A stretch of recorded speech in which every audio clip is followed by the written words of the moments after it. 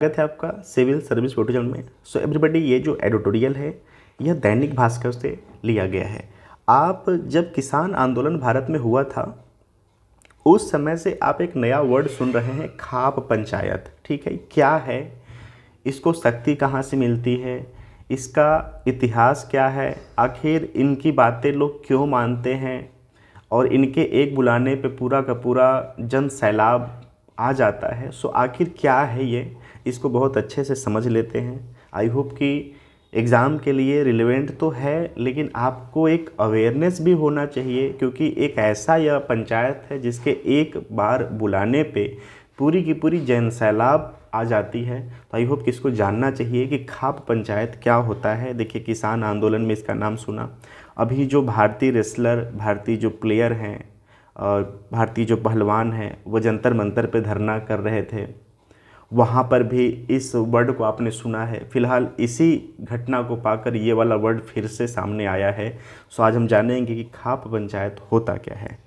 सो देखिए, एक गोत्र या बिरादरी के सदस्यों का यह समूह है। ठीक है, सो कनाडा में प्रोफेसर रहे MC Pradhan the journal of Asians studies किताब के पेज नंबर 664 में खाप के बारे में बताते हैं कि खाप एक गोत्र या जाति बिरादरी के सदस्यों का समूह होता है। तो आई होप आप इसको समझ गए यहाँ से। इनमें एक क्षेत्र या कुछ गांव के जाति से जुड़े लोग शामिल होते हैं। उस जाति के बुजुर्ग और दबंग लोग इस खाप का नेतृत्व कर रहे होते हैं। इन खापों के प्रधान एक परिवार या वंश के ही होते हैं। जो शख्स इस समय किसी खाप का प्रधान है, आने वाले समय में उसका बेटा उस खाप का प्रधान होगा। यानी कह सकते हैं कि इसका जो प्रतिनिधित्व तो है वो वंशीय रूप से होता है।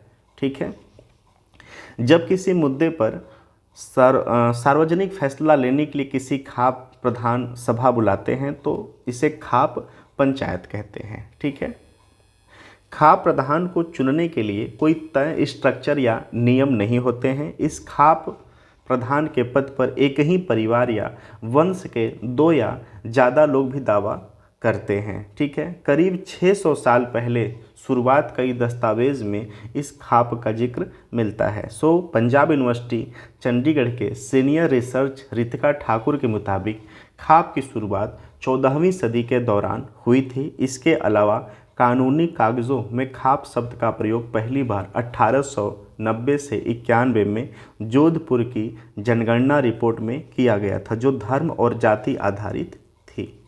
कुछ एक्सपर्ट मानते हैं कि खाप शब्द संभवतः शक भाषा के खपत से लिया गया है, जिसका अर्थ है विशेष कबीले या बसा हुआ क्षेत्र। सबसे पहले खाप का नाम क्या था, यह हमारे रिसर्च से पता नहीं चला। हालांकि कुछ रिसर्च पेपर इसका जिक्र है कि पहली खाप में 84 गांव के लोग जुड़े थे और 1950 में पश्चिमी यूपी के मुजफ्फरनगर जिले के सोरेम में हुई खाप पंचायत का जिक्र कई रिसर्च पेपर में मिलता है। सो आज़ादी के बाद इस सर्व खाप पंचायत के प्रधान बिनरा निवास गांव के चौधरी जवान सिंह गुर्जर थे।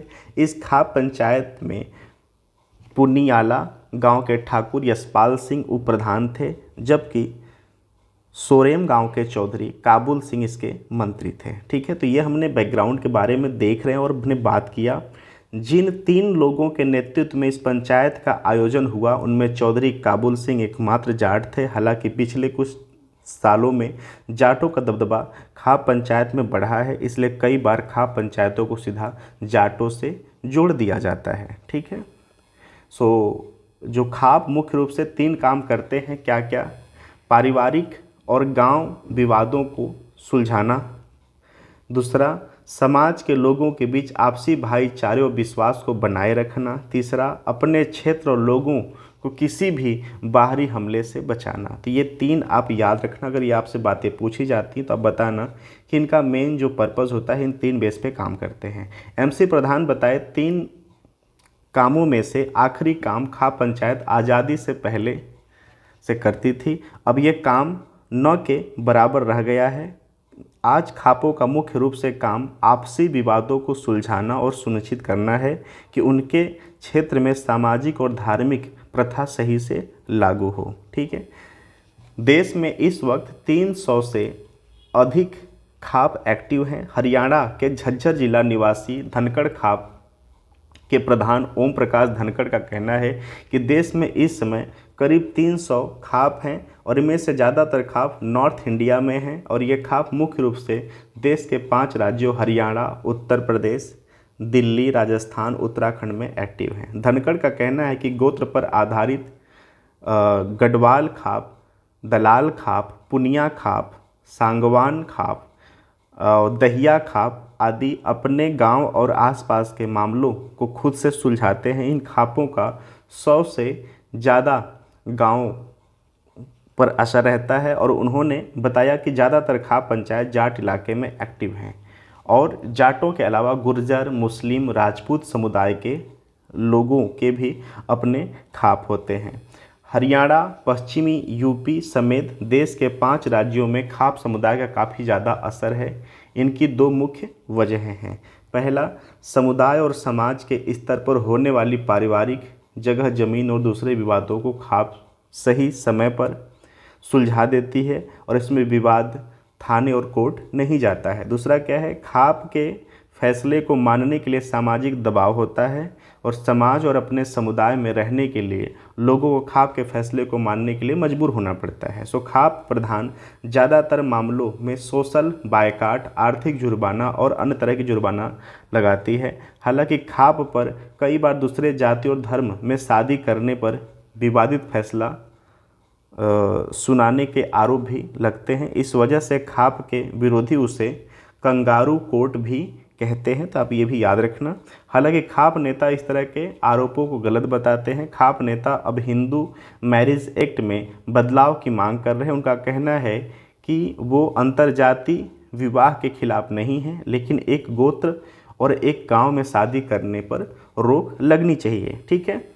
खाप पंचायतों को ऐसे फैसलों की ताकत कहाँ से मिलती है?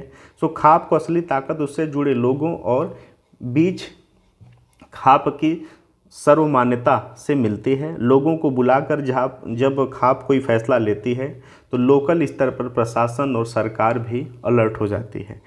किसान आंदोलन को सफल बनाने में खाप काफ़ी अहम भूमिका निभाई थी। इसके कारण केंद्र सरकार ने जो 3 नए कृषि कानून लाए थे उन्हें वापस ले लिया। उत्तर भारत के 5 राज्यों की राजनीति को खाप सीधे प्रभावित कर सकती है। यही वजह है कि हर राजनीतिक दल खाप प्रधानों को से बेहतर रिश्ता बनाने के लिए हमेशा अग्रसर रहती है, रखना चाहती है अच्छा रिश्ता। हरियाणा के दादरी विधानसभा क्षेत्र में सांगवान खाप के प्रधान सोमवीर सांगवान, वह इस समय दादरी के निर्दलीय विधायक भी हैं और ऐसा माना जाता है कि खापों की ताकत पर ही सांगवान को चुनाव में जीत मिली थी। तो हमने देख लिया कि खाप क्या होता है, खाप पंचायत क्या होता है, इसका बैकग्राउंड क्या है। हमारे लिए बहुत ज़्यादा ये जानना ज़रूरी था। हम बिल्कुल ट्रेंडिंग करंट अफेयर को देख लेते हैं। कुछ ऐसे भूमिगत करंट अफेयर भी हमारे सामने होती जिसको हम इग्नोर कर देते। तो आई होप सो कि आपको यहाँ से आज का डाउट खत्म हुआ। एवरीबॉडी, ये एडिटोरियल कैसा लगा और इसमें क्या कमियां थीं, इसमें अगर कुछ मैं नहीं बता पाया हूं तो आप कमेंट बॉक्स में मेंशन कर सकते हैं। मैं उसको सुधारने और कंक्लूड करने का कोशिश करूंगा।